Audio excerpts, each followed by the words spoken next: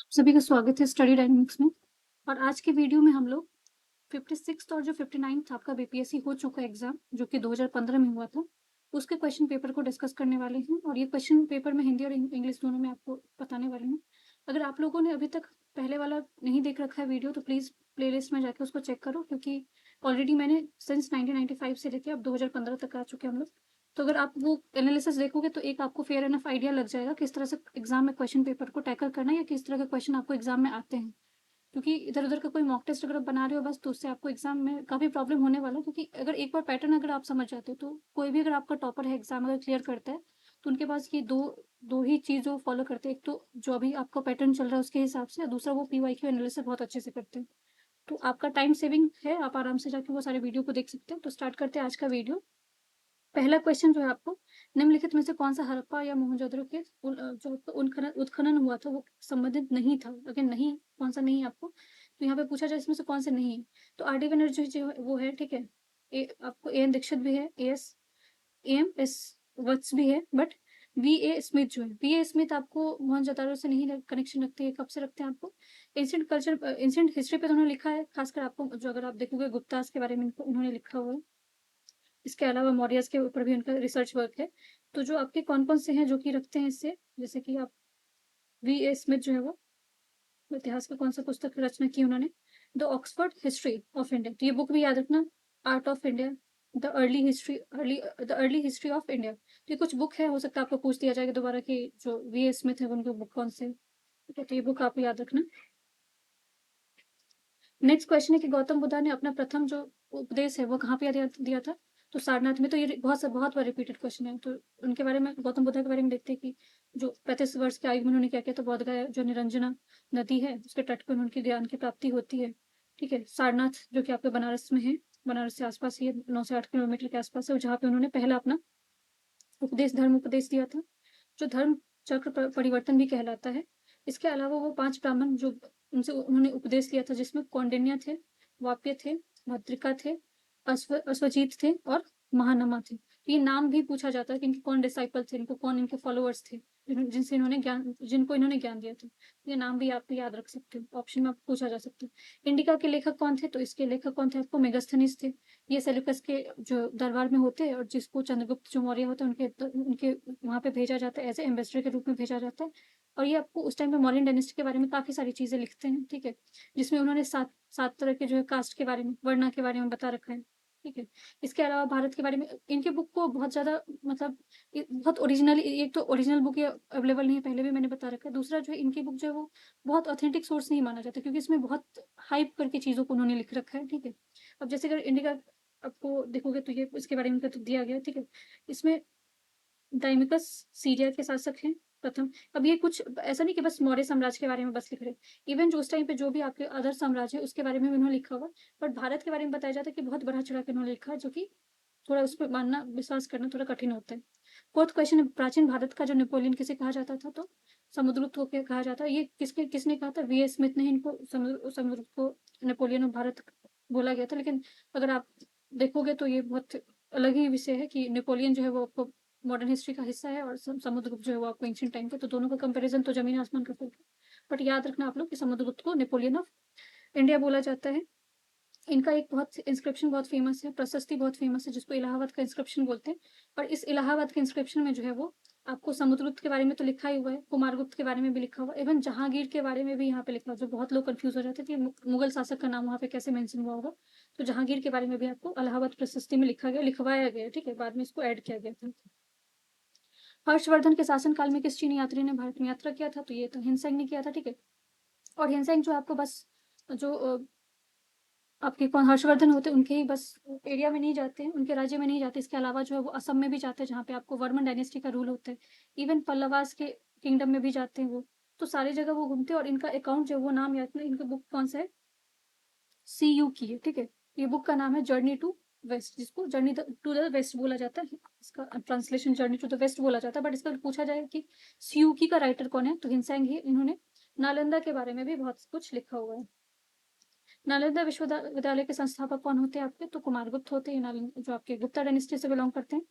और इसको Oxford of Mahayana Buddhism भी बोला जाता है। ऑक्सफोर्ड भी अगर आप देखोगे तो मॉडर्न चीज़ है। तो ये कंपैरिजन अगर आप देखोगे तो कोई मतलब नहीं, तुक नहीं बनता, लेकिन ठीक है, ऐसे याद रखना है आपको कि ऑक्सफोर्ड ऑफ जो है महायान बुद्ध किसको बोला जाता है, नालंदा को बोला जाता है। और ये याद रखना कि बुद्धिज्म में ये तो यहाँ पे लिख ही दिया गया है कि महायान का ये बहुत फेमस सेंटर माना जाते हैं। 2.5 दिन का झोपड़ा जो, ठीक है, ये आपका क्या है, मस्जिद है, जो कि मस्जिद किसने बनाया था आपको, कुतुबुद्दीन ऐबक ने बनाया था, जो कि दिल्ली का सुल्तान माना जाता है। और ये जो आपको 2.5 दिन का झोपड़ा है, ठीक है, वो आपको मौजूद कहाँ पे है, ये अजमेर में, राजस्थान में है, ठीक है। तुजुके बाबरी, ये कौन से भाषा में लिखा गया था, तुर्की में लिखा हुआ था। तो ये जो तुजुके बाबरी है, बाबर ने ही लिखा हुआ था। और ये आपको अगर उस टाइम के भारत को समझना है तो इसमें बहुत ही अच्छे से एक्सप्लेन किया गया है, चाहे आपको किस तरह के उस टाइम पे फल फूल मिलते थे, या किस तरह का आपको जो है वातावरण था, किस तरह के क्लाइमेट थे, किस तरह का वेदर था, ये सब बहुत ही एक्सटेंसिव वे में इसमें आपको तुजुके बाबरी में लिखा गया है। और जो भाषा है वो तुर्की भाषा में लिखा गया। लेकिन अकबर के टाइम पे क्या किया जाता है, तुजुके बाबरी बाबरी को आपको ट्रांसलेशन किया जाता है। और ट्रांसलेशन किस चीज़ में किया जाता है, तो फारसी में किया जाता है। तो ये भी याद रखना कि किसके टाइम पे फारसी में इसको बदला जाता है, तो ये अकबर के टाइम पे किया जाता है।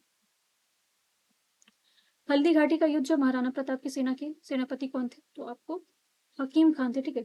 हल्दी घाटी का युद्ध जो 1576 में होता है, मेवाड़ के शासक महाराणा प्रताप और मुगल शासक अकबर के बीच में होता है। इसमें जो मुगल सेना के इसमें लीडरशिप कौन देता है आपको, राजा मानसिंह देते, असफ खान देते, एवं राजपूत सेना में कौन लीडरशिप देता है आपको, महाराणा प्रताप के लीडर कौन होते हैं आपको, अन्य सरदार होते, जिसमें अफगान के सरदार जो होते हकीम खान, जो सूर प्रमुख होते, सूर डायनेस्टी के बारे में आपने सुना होगा, जहाँ के सिर से सूर्य को माना जाता है। तो उसके जो आपके सरदार होते हैं, जिसका नाम हकीम खान होता है, वो उन्होंने क्या किया था, इसमें लीडरशिप प्रोवाइड किया था। नेक्स्ट क्वेश्चन है कि शिवाजी की राजधानी कहाँ पे थी, तो शिवाजी की राजधानी रायगढ़ में थी। अगर आप लोग करंट अफेयर फॉलो करें तो अभी आप लोगों ने देखा होगा कि यूनेस्को हेरिटेज साइट में 12 फोर्ट, 12 किला जो है आपको शिवाजी का किला को ऐड किया गया, जिसमें से 11 जो है आपको महाराष्ट्र में है और एक जो है आपका तमिलनाडु में है। तो ये क्वेश्चन हो सकता है कि आपको घुमा फिरा के पूरा पूछ दिया जाए। राजधानी उनका रायगढ़ था, जो कि महाराष्ट्र में, ठीक है। 1857 में भारत का गवर्नर जनरल कौन था आपका, तो कैनिंग था, लॉर्ड कैनिंग बोला जाता है। किस घटना के बाद जो महात्मा गांधी असहयोग आंदोलन, तो कौन सी घटना था जिसकी वजह उन्होंने उस घटना को उन्होंने एक नाम भी दिया था, जिसको उन्होंने बोला था हिमालय जैसी भूल, ठीक है, लंडर लाइक हिमालय, इसका कंपैरिजन किया गया था। तो इसके बाद कौन सा घटना था, वो चौरी चौरा था, जो कि 1922 में होता है, जिसमें 12 पुलिसमैन के आसपास जो उनको वहाँ पे आगजनी किया जाता है, जिसमें बहुत सारे लोग मरे जाते हैं, ठीक है। यहाँ पे 23 जवान लिखा हुआ है, कुछ आंकड़े इधर उधर भी लिखे जाते हैं, ठीक है। 4 फरवरी को होता है, ये याद रखना, 4 फरवरी 1922 को, फरवरी 1922, ठीक है। 13 क्वेश्चन है कि बंग भंग के बाद कौन सा आंदोलन शुरू होता है, तो बंग भंग के बाद कौन सा होता है आपका, स्वदेशी आंदोलन होता है। तो बंगाल पार्टीशन जो होता है उसके 1905 में, उसके बाद ही आपका स्वदेशी आंदोलन शुरू होता है। और जो ब्रिटिश द्वारा क्या किया जाता है, 20 जुलाई 1905 को बंगाल को विभाजन करने का निर्णय लिया जाता है, ठीक है। घोषणा याद रख, निर्णय 20 जुलाई को 1905 में हो रहा है। घोषणा, इसको अनाउंसमेंट कब किया जाता है, 16 अक्टूबर 1905 में किया जाता है। और इसके बाद ही जो बनारस अधिवेशन होता है 1905 में, जिसमें ये क्या किया जाता है कि स्वदेशी आंदोलन को, और जो आपको उस टाइम पे ब्रिटिशर के गुड्स हैं उसको क्या किया जाएगा, बहिष्कार किया जाएगा। 14th क्वेश्चन है, इंडियन नेशनल कांग्रेस की प्रथम जो भारतीय महिला कौन थी, तो इंडियन नेशनल कांग्रेस की प्रथम भारतीय, अब यहाँ पे भारतीय लिखा, ये नहीं लिखा कि प्रथम महिला कौन थी। प्रथम महिला अगर आपको पूछा जाए तो आंसर आपका इनवेस्टेंट हो जाएगा, पर अगर आपको पूछा जाए कि प्रथम भारतीय महिला कौन सी थी, तो आंसर आपका क्या हो जाएगा, सरोजिनी नायडू हो जाएगा। और जो सरोजिनी नायडू ने अध्यक्षता दी थी, वो कहाँ पे दिया था आपको, कानपुर सेशन से दिया था 1925 में। और एनी बेसेंट आपको कब देती है, 1917 में देती है।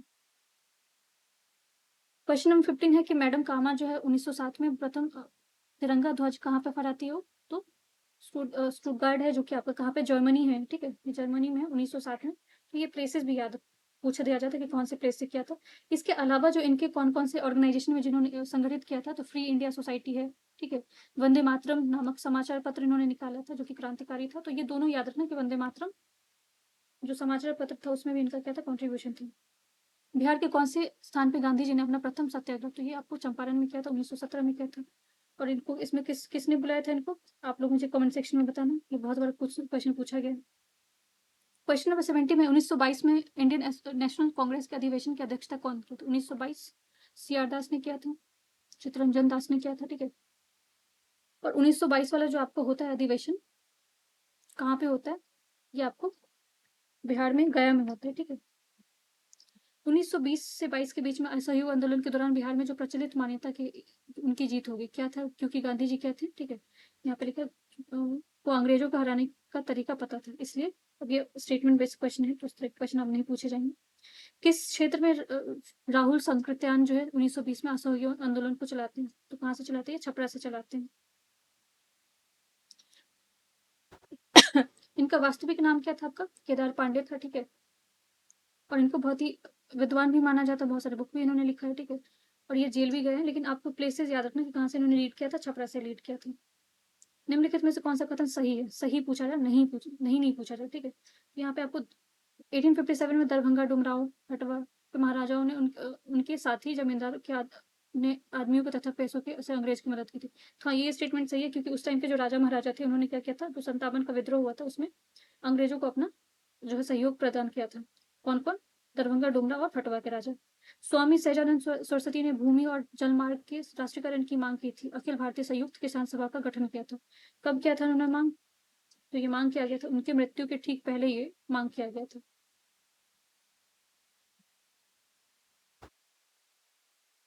जो आपका सिविल डिसोबीडियंस मूवमेंट समाप्त होता है, उसके स्वामी सहजानंद सरस्वती ने क्या किया था? जो एनजी रंगा है, ठीक है, जिनको सेक्रेटरी बनाया जाता है, उनके साथ मिलकर उन्होंने 11 अप्रैल 1936 को लखनऊ में अखिल भारतीय किसान सभा की स्थापना की थी। तो ये ईयर याद रखना, 1936। उनकी मृत्यु 1947 से पहले पहले आपको क्या होता है? ऑल इंडिया यूनाइटेड किसान सभा का गठन किया जाता है, और इसी संगठन में जो है आपको किस चीज की मांग की जाती है?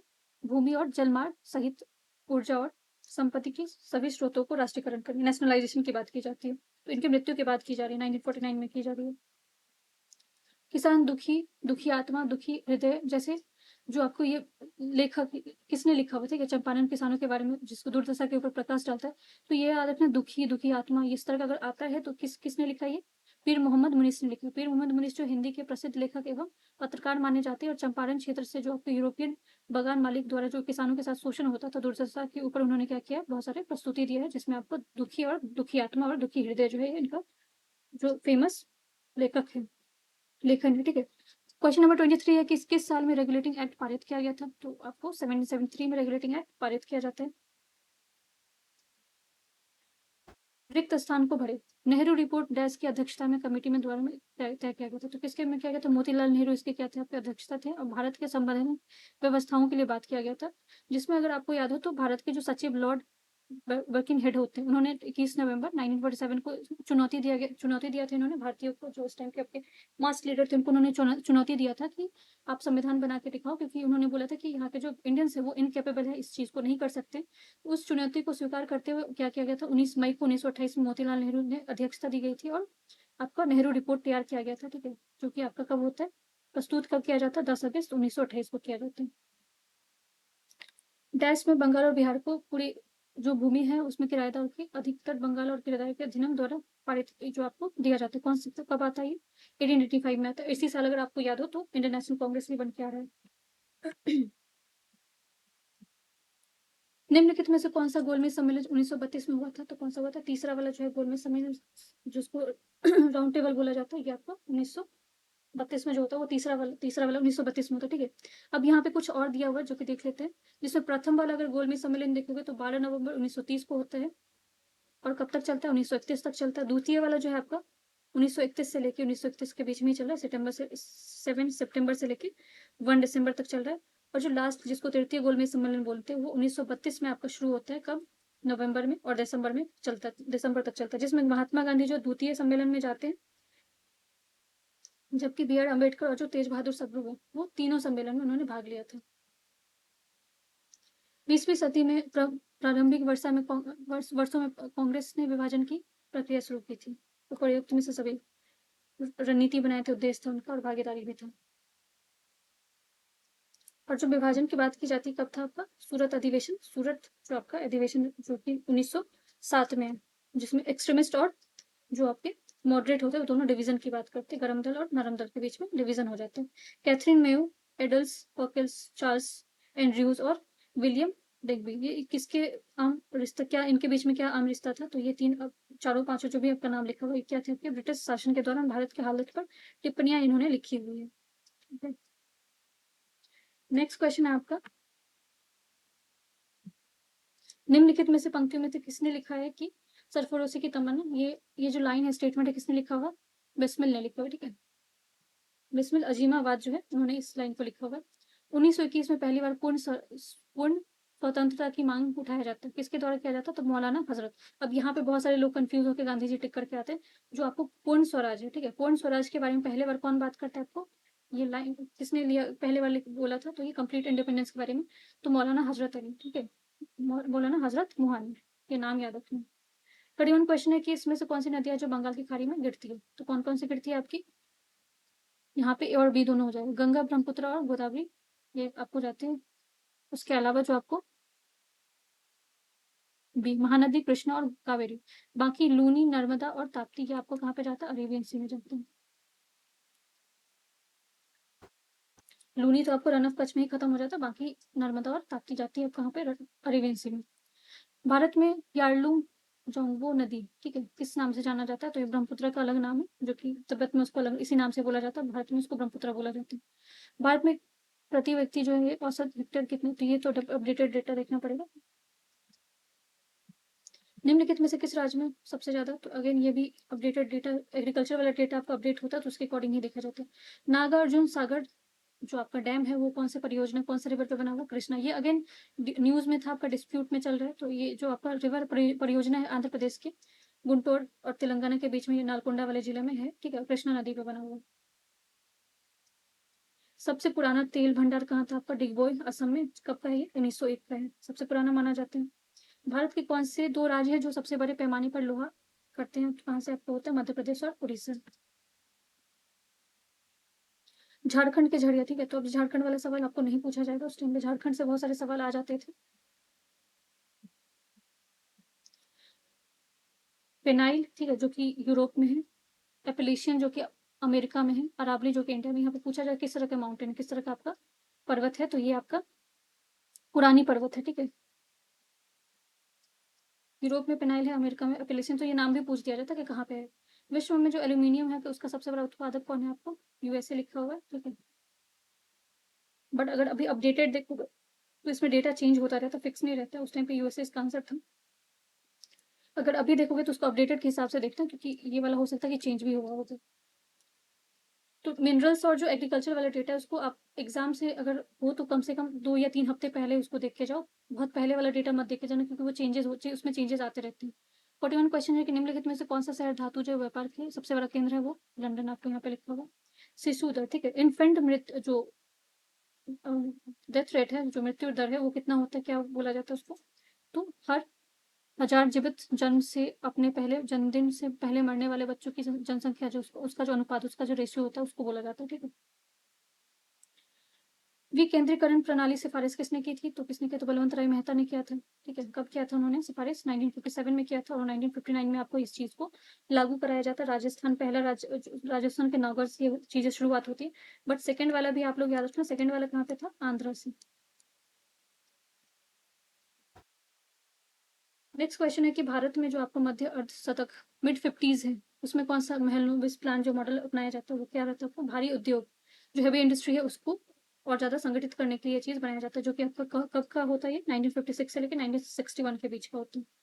अगेन ये डेटा स्पेसिफिक है, तो इसको पढ़ने का कोई मतलब नहीं है, ये चेंज हो जाता है आपका।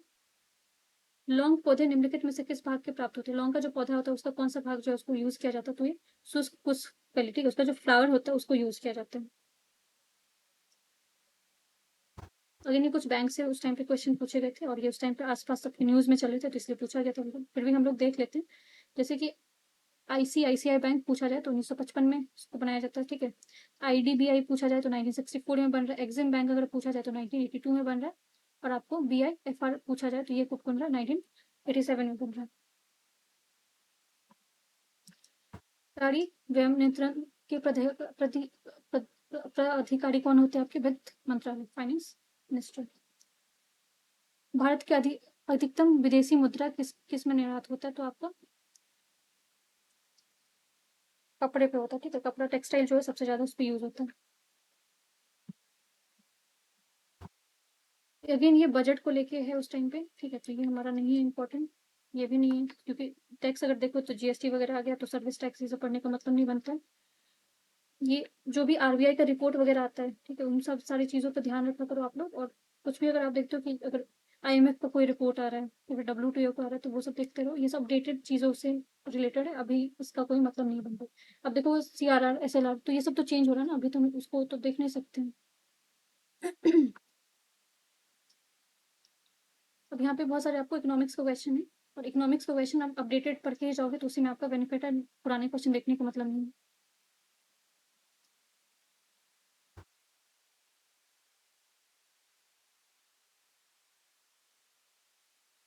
अब एचडीआई के human index, human development index का 2014 के बारे में, तो 2014 तो नहीं आएगा ना, अभी आपको 2025 के हिसाब से देखना पड़ेगा इसका जो इंडेक्स आ रहा है। ये भी क्वेश्चन इंपॉर्टेंट नहीं है। अब यहाँ से साइंस के जो क्वेश्चन होंगे वो आपके लिए इंपॉर्टेंट होगा, क्योंकि वो चेंज तो नहीं होता, वो स्टैटिक ही पूछा जाता है। सबसे अधिक क्रियाशील धातु कौन सी होती है? तो पोटेशियम होती है आपकी सबसे अधिक क्रियाशील, जिसको के से रिप्रेजेंट किया जाता है, सिंबल के से। और जल में डालने से क्या हो जाता है? ये विस्फोटक हो जाता है और बैगनी ज्वाला जो है इसके साथ चलता है। पोटेशियम को तेल में अथवा निष्क्रिय वातावरण में रखा जाता है, और अभिक्रिया के लिए आधार पर क्रमशः धातु इस प्रकार का पोटेशियम, सोडियम, कैल्शियम, मैग्नीशियम, ठीक है। लेकिन ये याद रखना, पोटेशियम को माना जाता है। 65 क्वेश्चन है कि निम्नलिखित में से कौन सा तत्व है जो सभी कार्बनिक यौगिकों में मिलता है? कौन सा मिलता है आपको? कार्बन। कार्बन सब जगह होता है, ठीक है। इसकी परमाणु जनसंख्या क्या है? 6 है, ठीक है। निम्नलिखित जो सिगरेट है, लाइटर होता है, उसमें से कौन सा जो आपको गैस जो रिलीज होता है वो प्रयुक्त होता है? कौन सा रहता है आपको? ब्यूटेन रहता है। पदपकली, ठीक है, ये क्या होता है आपका? एक भ्रूणीय टहनी होता है, आगे चल के तने में क्या हो जाता है? कन्वर्ट हो जाता है ये। डीएनए को जिसने अंत अंत प्राप्त बनाया था, किसने लास्ट में, किसने उस पर काम किया था आपको? ऑर्थर कॉर्नवर्ड ने किया था, ठीक है। तो कब किया था इन्होंने? 1959 के आसपास किया था। इसके लिए उनको क्या मिला था? नोबेल पुरस्कार भी मिला हुआ था। तीव्रता एवं प्रयुक्तता के आधार पर निम्नलिखित में से कौन सा जो कैंसर उत्पादन के कारण होता है, ठीक है। तो ये आपका यहाँ पे तंबाकू भी है, तो बहुत सारे लोग इसमें टिक कर देंगे, बट आपका इसका आंसर क्या होगा? आयनिक विकरीकरण, ठीक है। जो आपको रेडियो एक्टिव एलिमेंट होता है वो भी आपको क्या करता है? इस चीज के लिए रिस्पॉन्सिबल होता है। किस चीज के लिए? कैंसर के लिए। एक स्वस्थ वसा मनुष्य के रक्त में कुल कितना होता है? यहाँ पे कितने लीटर हो सकते हैं? तो ये यहाँ पे लिखा 5 to 6 लीटर।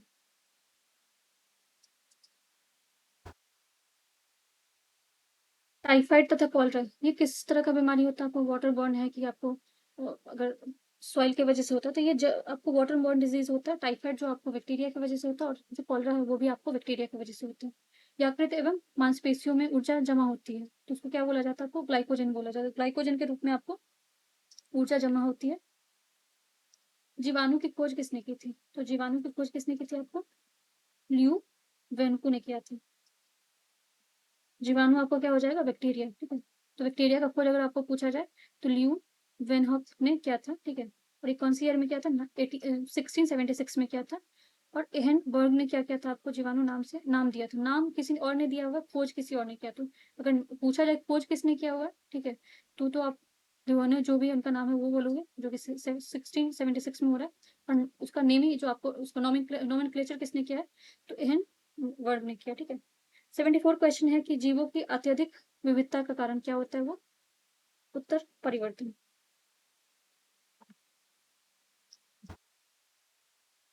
कीट संवर्धन क्या होता है? कीट संवर्धन क्या है आपका? कीटों के वृद्धि करने का विज्ञान जो है उसको कीट संवर्धन बोलते हैं। वॉर्म्स जब वर्मी कल्चर भी बोला जाता है। सबसे छोटा जीव जो स्वयं को विकास एवं प्रजनन करने में समर्थ है, तो कौन सा आपको? माइक्रो प्लाज्मा, ठीक है। सर्वप्रथम मानव हृदय का प्रत्यारोपण हुआ था, कहाँ पे हुआ था ये? दक्षिण अफ्रीका में हुआ था। अभी भी ह्यूमन ट्रांसप्लांटेशन जो है पिग से किया गया था, जो कि सक्सेसफुल नहीं रहा। विक्रिया प्रति मिनट औसत रक्त प्रवाह कितने में होता है आपको? 1200 सीसी में। किस वर्ष कृषि और संबंध क्षेत्रों के वार्षिक औसत वृद्धि दर? अब ये अगेन यहाँ पे नहीं, अपडेटेड डेटा ही इसका देखना पड़ेगा। ये भी अपडेटेड डेटा देखना पड़ेगा। बिहार में लोकसभा के कितने सदस्य होते हैं? तो 40 हैं आपके। और राज्यसभा में कितने? 16 हैं। बिहार के अद्वितीय त्योहार में कौन सा आपका आता है? छठ पूजा सबसे फेमस है। बिहार के डालमिया नगर कहाँ पे किस चीज़ के लिए फ़ेमस है आपका? सीमेंट के लिए फ़ेमस है।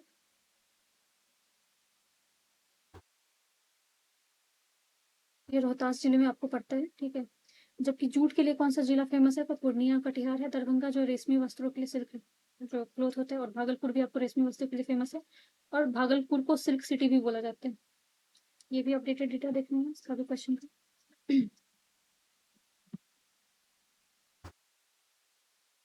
निम्नलिखित में से कौन-सा शहर बिहार के सबसे पूर्व में स्थित है? तो कौन सा है आपका यहाँ पे?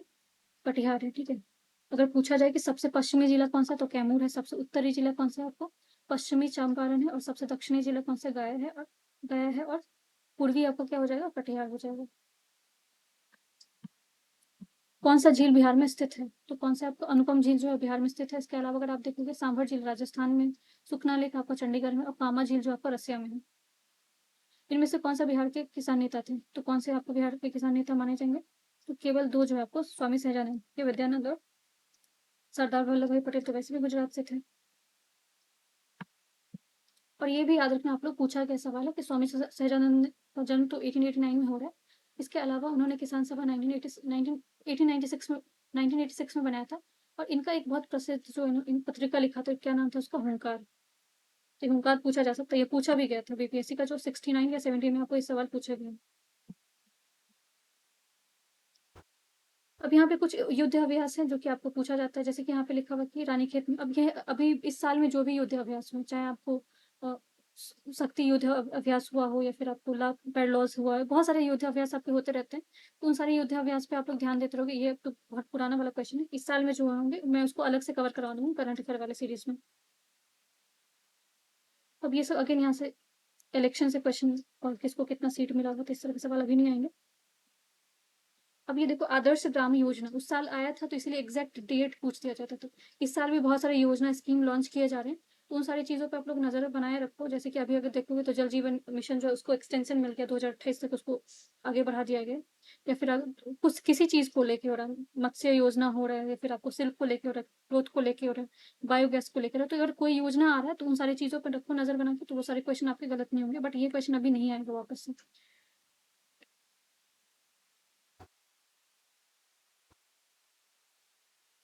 प्लानिंग कमीशन का तो कोई बनता नहीं है, तो 11वीं महासागर कांग्रेस, तो अभी जो आपको सम्मेलन है उससे क्वेश्चन आ रहा है। तो सम्मेलन अभी अगर आप देखोगे तो काफी सारे सिंपोजियम आपको न्यू दिल्ली में हो रहा है, चाहे आपको नाट्य शास्त्र को लेके हुआ या भागवत गीता को लेके, तो ये उन सारी चीजों को देखो। न्यायमूर्ति के बारे में पूछा गया, जो भी कमेटी के बारे में पूछ दिया जाता है, तो कमेटी आपको बनाया गया था वन नेशन वन इलेक्शन को लेकर। तो अगर वो सब चीजें है, तो आप यहाँ से बस ये चीजें समझ सकते हो कि सवाल किस तरह से करंट अफेयर में बनते हैं। कमीशन कमेटी देख लो, कमीशन से कमेटी से सवाल पूछे जा रहे हैं।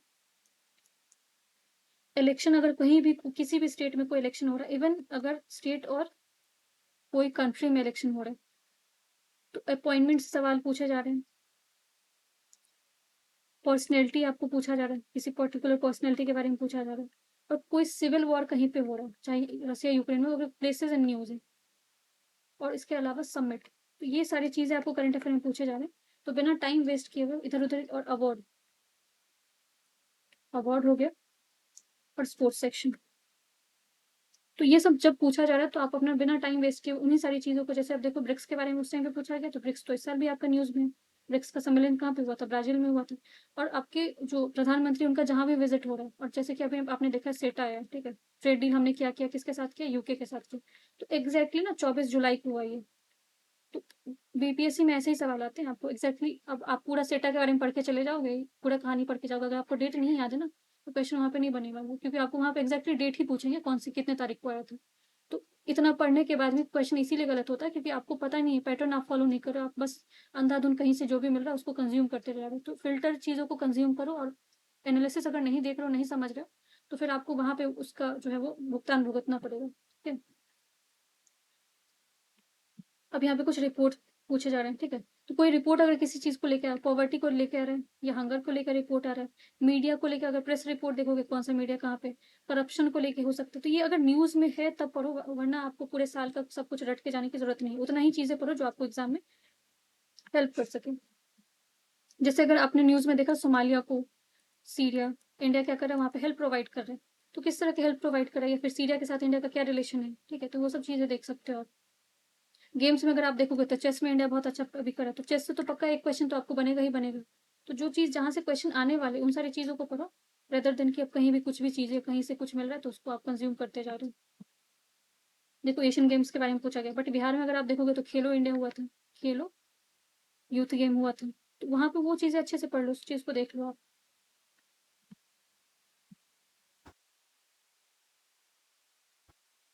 प्रिंस ऑफ वेल्स कप ये किस चीज़ से रिलेटेड, जैसे कि दूरंत कप चल रहा है आपका, तो दूरंत कप आपको पूछा जा सकता है, तो ये किस चीज़ से रिलेटेड है?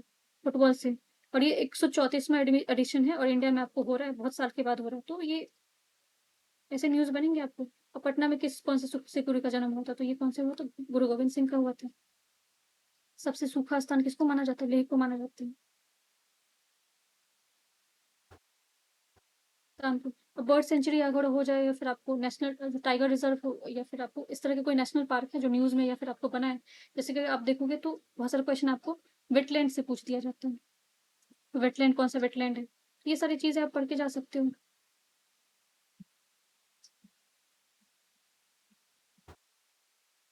तो अगेन कमिटी से क्वेश्चन पूछा गया, तो कमिटी न्यूज़ में होगा इसलिए पूछा गया।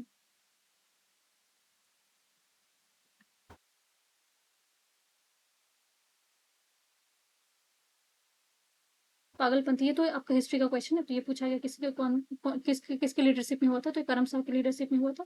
18 और 19 सेंचुरी में इसका माना जाता है, ठीक है।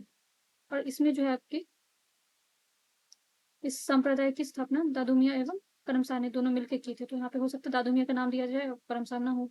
फराजी कौन थे? तो फराजी भी आपका एक आंदोलन था जो कि इसमें हाजी शरीयतुल्लाह जो इसको उन्होंने लीडरशिप प्रोवाइड किया था, और जो कि कहाँ से हुआ था? आपको बंगाल से इसको किया गया था। जिसमें इस्लामिक धर्म सुधार आंदोलन के बारे में बात किया गया था। रामोसी, तो आपको अब देख लो लगातार 3-5 क्वेश्चन आपको इस चीज़ से पूछा जा रहा है, रिवोल्ट और रिवेलियन से क्वेश्चन पूछा जा रहा है, या फिर आपको रिफॉर्म मूवमेंट जो है सोशल रिफॉर्म मूवमेंट उससे पूछा जा रहा है। तो जहाँ से सवाल आ रहे हैं उस सारी चीज़ों को पढ़ो। हिस्ट्री में आपको पता चलता है कि आप 800-900 पेज पढ़ के जा रहे हो, क्वेश्चन वहाँ पे एक भी नहीं बन पा रहा। क्यों नहीं बन पा रहा? क्योंकि आप कहीं ना कहीं क्वेश्चन पेपर नहीं देख पा रहे हो। तो ये पश्चिमी घाट में हुआ था रामोसी, ठीक है। पश्चिमी घाट में कब हुआ था? 1822 में हुआ था। वगैरह विद्रोह, अभी हिस्ट्री में आप अगर देखोगे स्पेक्ट्रम में एक जगह ये सारी चीजें लिखी हुई है, तो कहाँ पे? बड़ोदरा, जो कि आपका वहाँ पे गुजरात में ये हुआ था। 1818 से लेकर 1820, हो सकता है ईयर पूछ दिया जाए। अब मीडिया को नियंत्रण करने के लिए एक्ट लाया गया था, ठीक है। वो कौन सी ईयर में पारित किया गया था? तो 35 में आया था, 87 में आया था, 1878 में आया था, 1908 में आया था। इसमें से अगर आपको 1878 वाला याद है ना, रेगुलेटिंग, जिसको गैगिंग एक्ट भी बोला जाता है, उसके बेसिस पे आप ये पूरा क्वेश्चन आंसर निकाल सकते हो, क्योंकि किसी में 1878 नहीं है। यहाँ पे Nobel prize, Nobel peace prize हो जाए, नोबेल साइंस प्राइज हो जाए, ठीक है। यहाँ पे वैसे स्टैटिक का क्वेश्चन पूछा गया साइंस का कि सर्वप्रथम खोज जो पृथ्वी की सूर्य के चक्कर लगाते हैं, जिसके बारे में किसने बात किया था आपको? कॉपर निकस ने बात किया था। नागासाकी और हिरोशिमा के बारे में पूछा गया कि जिस पे बॉम्ब गिराया था उसमें क्या यूज किया गया था? तो प्लूटोनियम यूज किया गया था। वो भी कौन सा? 239। तो यहाँ पे यूरेनियम से कंफ्यूज नहीं होना है।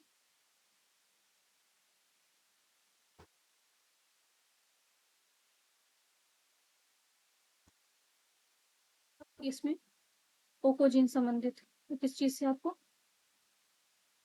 कैंसर से ये संबंधित है। कम्युनिस्ट पार्टी कब आया था? ये पूछा जा रहा है आपको, तो 1925। और राष्ट्रीय आरएसएस किस में आया था? ये भी 1925, दोनों एक ही साल में आया हुआ। न्यू लैम्प्स फॉर ओल्ड, ये बुक किसने लिखा हुआ है? ये जबकि 1893 से लेकर आपको 94 के बीच में आता है, ये अरविंदो घोष ने लिखा। तो अरविंदो घोष से भी काफी सारे सवाल पूछे जाते हैं। तो बुक एंड ऑथर देख रहे हो, बहुत सारे सवाल पूछे जा रहे हैं, सोशल रिफॉर्म से पूछे जा रहे हैं, अवार्ड से क्वेश्चन पूछ रहे हैं, स्पोर्ट्स से क्वेश्चन पूछ रहे हैं, तो ये आपका पैटर्न है।